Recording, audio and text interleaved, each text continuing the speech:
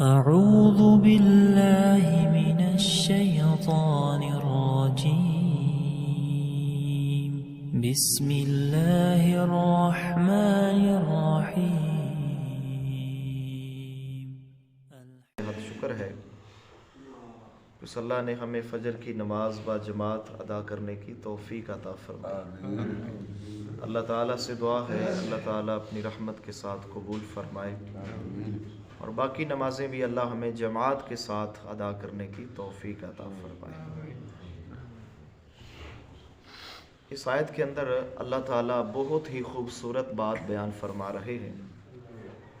اللہ فرماتے ہیں ذَلِكَ مِمَّا أَوْحَى إِلَيْكَ رَبُّكَ مِنَ الْحِكْمَةِ. یہ سب چیزیں جو پیچھے بیان ہوئی ہیں جو اللہ تعالیٰ نے نصیحت کی ہے، اللہ فرماتے ہیں یہ ساری چیزیں آپ کے رب نے آپ کی طرف وحی کی ہیں. اور کہاں سے وحی کی ہے؟ اللہ فرماتے ہیں من الحکمہ، حکمت میں سے. یعنی یہ ساری باتیں جو آپ نے سنی ہیں پیچھے، جن کاموں سے اللہ تعالیٰ نے روکنے کا کہا، کچھ کاموں کا اللہ تعالیٰ نے کرنے کا کہا، یہ سارے کام حکمت کے کام ہیں. یہ اللہ تعالیٰ نے حکمت میں سے آپ کے پاس وحی کی ہے. تو میرے محترم بھائیو، سچی بات ہے یہ بڑے بڑے جرائم ہیں، یہ زنا، یہ ناپ تول کے اندر کمی، یہ تکبر، یہ اللہ تعالیٰ کے ساتھ شرک، یہ والدین کی بے ادبی، اس طرح یہ فضول خرچی، یہ بڑے بڑے کبائر ہیں. ان سے بچنا ہی حکمت کی باتوں میں سے ہے. وہ بندہ دانا اور حکیم انسان ہے، سمجھدار انسان ہے جو ان بڑے بڑے گناہوں سے بچ کے رہتا ہے، وہ بندہ واقعی سمجھدار ہے.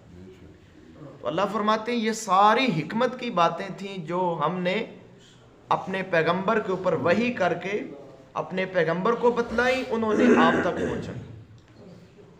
اور میرے محترم بھائیو، ان ساری حکمت کی جو باتیں ہیں ان کی ابتدا بھی اللہ تعالیٰ نے اسی بات سے کی تھی کہ اللہ کے ساتھ شرک نہیں کرنا. اب ان حکمت کی باتوں کی جو اینڈ ہے یعنی آخر ہے، اللہ تعالیٰ نے آخر پر بھی یہی بات کی ہے.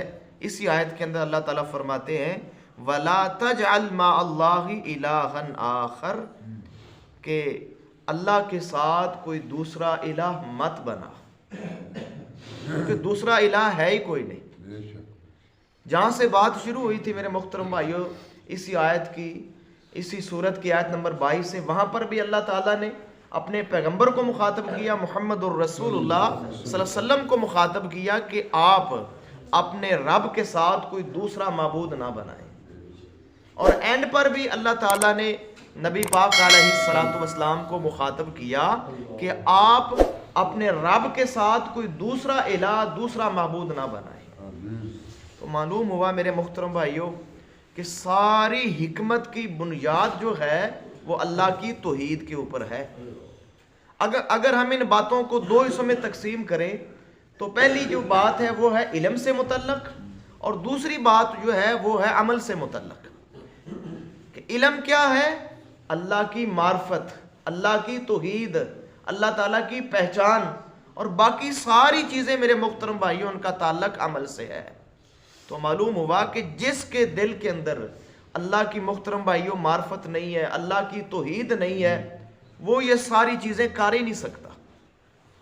کیونکہ ان سارے اعمال کے اوپر عمل اس وقت ہوگا جب اللہ کی پہچان ہوگی، اور یہ سارے عمل اس وقت نتیجہ خیز ثابت ہوں گے جب ہم اللہ کے ڈر کی وجہ سے کریں گے. یہ کہتے ہیں، پتہ نہیں معقولہ ہے یا حدیث ہے کہ راس الحکمت مخافت اللہ، کہ حکمت کی بنیاد اللہ تعالیٰ کا خوف ہے، اللہ کا ڈر ہے. تو انسان کب اللہ کی بندگی کرے گا؟ جب اللہ کا ڈر ہوگا. پھر ایسی بندگی میرے محترم بھائیوں نتیجہ خیز ثابت ہوگی. اگر لوگوں کے ڈر کی وجہ سے عبادت کریں گے تو وہ عمل بے بنیاد ہو جائے گا، بے فائدہ ہو جائے گا. والدین کے ساتھ کب احسان ہوگا؟ جب انسان اللہ کا حکم سمجھ کر اللہ کے ڈر کی وجہ سے احسان کرے گا تو ایسا احسان کرنا فائدہ مند ثابت ہوگا. لیکن اگر ہم اس نیت سے والدین کے ساتھ احسان کرے کہ والدین کی توجہ مجھے حاصل ہوگی، سارا کچھ مجھے میرے والدین مجھے دے دیں گے، تو یہ احسان بے فائدہ ہو جائے گا۔ تو معلوم ہوا میرے محترم بھائیو، جس کے دل کے اندر اللہ کی توحید نہیں ہے یا اللہ کی پہچان نہیں ہے، وہ ان سارے کبیرہ گناہوں سے بچ نہیں سکتا، وہ یہ سارے بڑے بڑے نیک عمل کر نہیں سکتا جب تک اس کے دل کے اندر عقیدہ توحید مضبوط نہیں ہوتا۔ تو معلوم ہوا کہ سب سے جو بڑا علم ہے وہ اللہ کی توحید ہے، اللہ کی پہچان ہے۔ ہم پیچھے پڑھ کے ہیں غالباً، اللہ فرماتے ہیں فَعْلَمْ أَنَّهُ لَا إِلَٰهَ إِلَّا اللَّهُ، یہ بات جان لو، اس بات کا علم حاصل کر لو کہ اللہ کے علاوہ کوئی معبود نہیں ہے۔ تو میرے محترم بھائیو، اس آیت کے اندر اللہ تعالیٰ یہی حکم دے رہے ہیں کہ اپنے رب کے ساتھ کوئی دوسرا معبود نہ بناؤ، اور آگے اللہ فرماتے ہیں فَتُلْقَى فِي جَهَنَّمَ مَلُومًا مَدْحُورًا، اگر تم نے ایسا کیا کہ اپنے رب کے ساتھ کوئی دوسرا معبود بنا دیا تو پھر تمہیں جہنم کے اندر پھینک دیا جائے گا، ملامت زدہ کر کے اور دھدکارا کر کے، یعنی دھدکارا ہوا جہنم کے اندر پھینک دیا جائے گا۔ میرے محترم بھائیو، سورہ زمر ہے، آیت نمبر 65 ہے، اللہ تعالیٰ نے بڑی کمال کی بات وہاں کی ہے محترم بھائیو، سمجھنے والی۔ اللہ فرماتے ہیں وَلَقَدْ أُوحِيَ إِلَيْكَ وَإِلَى الَّذِينَ مِن قَبْلِكَ لَئِنْ أَشْرَكْتَ لَيَحْبَطَنَّ عَمَلُكَ وَلَتَكُونَنَّ مِنَ الْخَاسِرِينَ۔ اللہ فرماتے ہیں محمد کریم علیہ الصلوۃ والسلام کو، اللہ فرماتے ہیں کہ میرے نبی، ہم نے آپ کی طرف بھی وحی کی ہے اور آپ سے پہلے جتنے نبی آئے ہیں سب کی طرف ہم نے وحی کی ہے، یعنی آپ کو بھی ہم نے مخاطب کیا اور آپ سے پہلے جتنے پیغمبر آئے ہیں سب کو ایک ایک کر کے سب کو مخاطب کیا ہے۔ کیا مخاطب کیا؟ اللہ فرماتے ہیں لَإِنْ أَشْرَكْتَ لَيَحْبَطَنَّ، اگر تو نے بھی شرک کیا نا تو تیرا عمل بھی ضائع ہو جائے گا۔ میرے محترم بھائیو، ذرا سوچیں کہ اللہ تعالیٰ اپنے پیارے محبوب محمد کریم علیہ الصلوۃ والسلام سے فرما رہے ہیں کہ اگر تو نے بھی شرک کیا تو تیرا عمل بھی ضائع ہو جائے گا، تیرے سارے اچھے عمل ضائع ہو جائیں گے۔ میرے محترم بھائیو، ذرا غور کریں، ایک ایک پیغمبر کو اللہ نے یہ بات سمجھائی ہے۔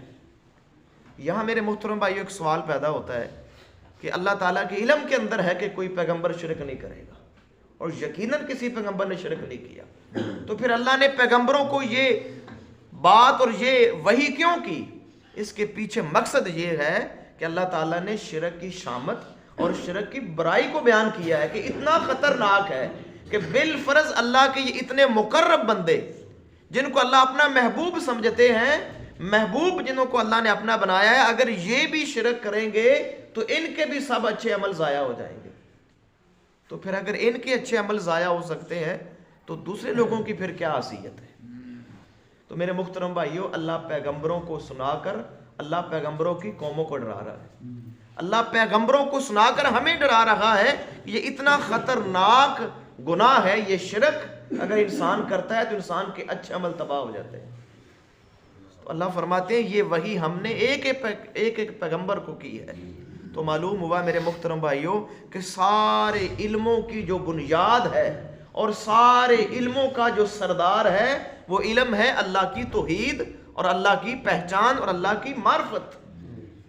جب تک اللہ کی توحید دلوں کے اندر آتی نہیں میرے محترم بھائیوں، انسان شرک سے نہیں بچ سکتا۔ تو میرے محترم بھائیوں، اس کے اوپر غور و فکر کرنا چاہیے، اللہ کی توحید کو سمجھنا چاہیے، اپنے عقائد کی اصلاح کرنی چاہیے۔ یہی سب سے بڑی بنیاد ہے قرآن کی اور حدیث رسول کی، اور سارے نبیوں کی آمد کا مقصد صرف اور یہی ہے کہ انسانوں کو سمجھایا جائے کہ اللہ تعالیٰ کے علاوہ کوئی دوسرا معبود نہیں ہے، کوئی دوسرا الہ نہیں ہے۔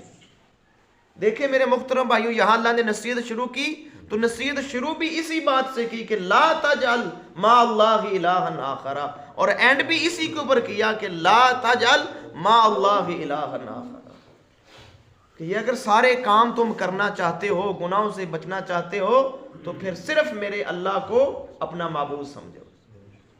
اللہ سے دعا ہے اللہ عمل کی توفیق عطا فرمائے، اللہ تعالیٰ سے دعا ہے اللہ ہمیں توبہ کرنے کی توفیق عطا فرمائے، اس شرک جیسے موذی گناہ سے اللہ تعالیٰ ہم سب کو محفوظ فرمائے، اللہ توحید کے اوپر ہی خاتمہ فرمائے اور توحید کی زندگی نصیب